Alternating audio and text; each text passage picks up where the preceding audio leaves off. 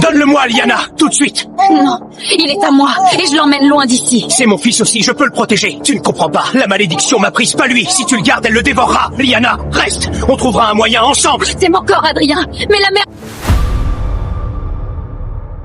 Il y a très longtemps, bien avant que les cartes du monde ne soient dessinées comme aujourd'hui, existait un royaume secret, caché sous les vagues scintillantes de l'océan.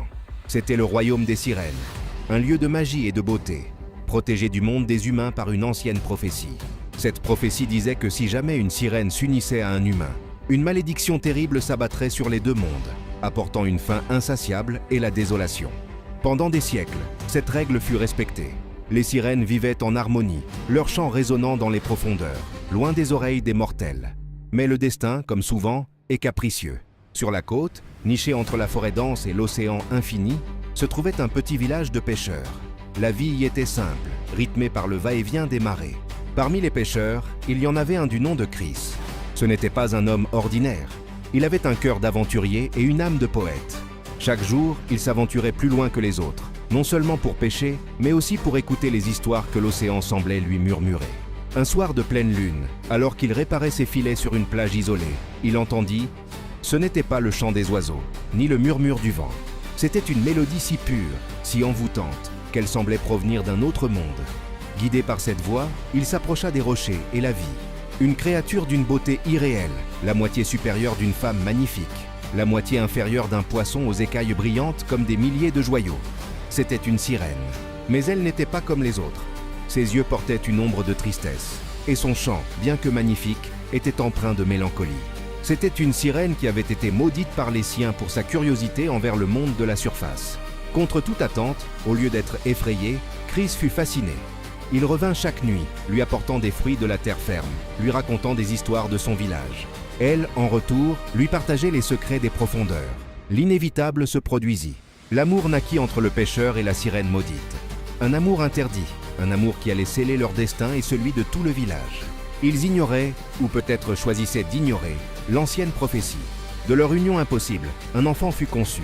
Un être ni tout à fait humain, ni tout à fait sirène. Un pont entre deux mondes, mais aussi l'incarnation de la malédiction. La sirène, sachant que son enfant ne pourrait survivre dans l'océan et craignant pour sa vie, le confia à Chris. Elle lui fit promettre de l'élever comme un humain, de le protéger. Puis, le cœur brisé, elle disparut dans les flots pour ne plus jamais être revue. Chris retourna au village avec le nouveau-né, le présentant comme son fils, orphelin de mère. L'enfant grandit, mais il était différent. Ses yeux avaient l'éclat étrange des profondeurs, et il était souvent attiré par la mer. Mais le plus troublant était sa faim. Une faim constante, anormale, que rien ne semblait pouvoir. C'est alors que la malédiction commença à se manifester dans toute son horreur. Une jeune fille du village disparut, puis une autre, et encore une autre, chaque fois sans laisser la moindre trace. La panique s'empara du village. On parlait d'un monstre, d'un esprit maléfique sorti de la forêt ou de l'océan. Les anciens se réunirent, les guerriers patrouillèrent, mais les disparitions continuaient. Le village vivait dans la peur.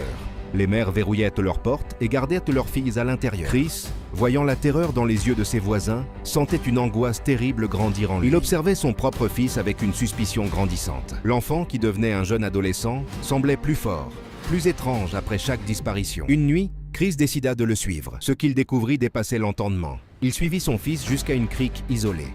Là, sous la lumière blafarde de la lune, il vit la transformation. Les jambes de son fils fusionnèrent pour former une queue écailleuse, ses doigts se palmèrent et ses dents devinrent acérées comme des poignards. Il n'était plus un garçon. C'était une créature monstrueuse, mi-humain, mi-sirène, poussée par une faim primitive. La malédiction était réelle. Son fils, pour survivre, avait besoin de se nourrir de la jeunesse et de la pureté des jeunes filles vierges du village. Le cœur de Chris se brisa en 1000 morceaux. Il était le père de ce monstre. Son amour interdit avait engendré la terreur qui frappait son peuple. Rongé par la culpabilité, il prit une décision désespérée. Il quitta le village en pleine nuit, abandonnant son fils à son sort, espérant que son départ mettrait fin à la malédiction, ou du moins qu'il échapperait au jugement de ses pairs. Le temps passa, sans Chris pour le contenir. La créature devint plus audacieuse. Une nuit, elle fut surprise en plein acte par des chasseurs qui patrouillaient. La nouvelle se répandit comme une traînée de poudre. Le monstre était le fils de Chris. La peur se transforma en colère. Les villageois, armés de torches et de lances, se rassemblèrent. Ils allaient mettre fin à cette abomination, traquer la créature et la détruire. Ils la piégèrent dans la crique, où tout avait commencé. Acculée, la créature sifflait et grognait, blessée et terrifiée. Elle avait les yeux de sa mère, mais la fureur d'un prédateur pris au piège. Les villageois s'avancèrent, prêts à porter le coup de grâce. La fin semblait proche. Mais soudain, une silhouette émergea de l'ombre. Il était revenu. Il ne pouvait pas laisser son fils, sa propre chair, son propre sang, être massacré. Peu importe sa monstruosité, c'était l'enfant de son amour. Il se plaça entre la foule en colère et la créature. « Arrêtez !» cria-t-il. « C'est mon fils. Cette malédiction, c'est ma faute. C'est moi que vous devriez punir, pas lui. » Il se tourna vers la créature tremblante. « Je suis là, mon fils. Je ne t'abandonnerai plus. » Face à cet acte de courage et d'amour paternel, les villageois hésitèrent. Ils virent non plus un monstre, mais un père protégeant son enfant. La situation était dans une impasse. Chris savait qu'il ne pouvait pas rester. Leur seule chance de survie était de fuir. Ensemble, ils profitant de l'hésitation de la foule.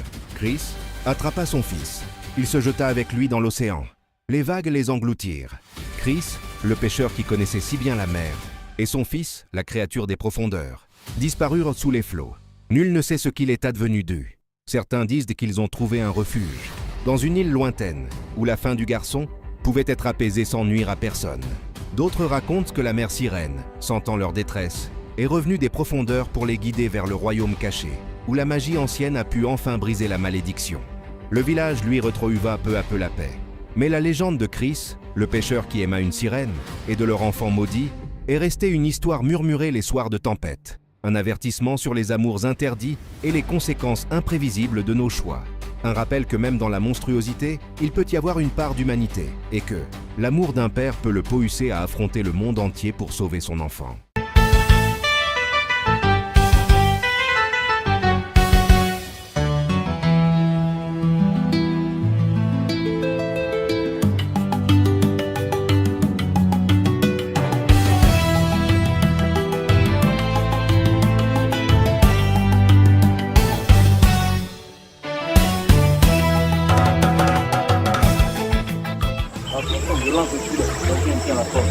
Ah, regarde le poisson! Ça mord ce matin. Et doucement, voilà.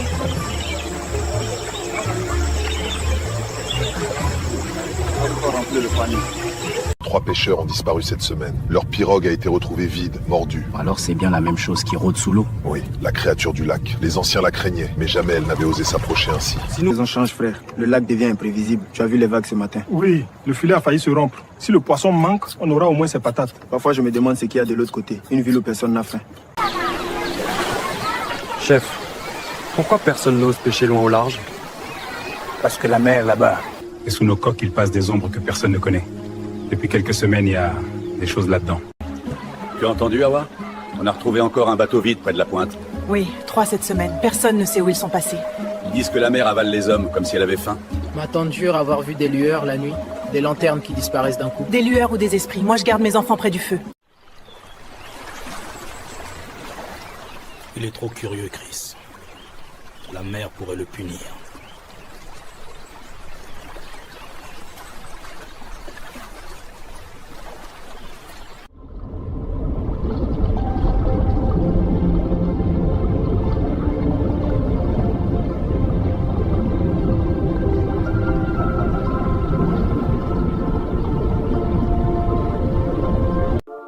Les courants apportent des nouvelles inquiétantes. Encore des filets, encore du poison qui descend de la surface. Que faisons-nous des humains? Ils avancent chaque saison. J'ai vu un banc de dauphins piégés près de la crête d'Ambre hier.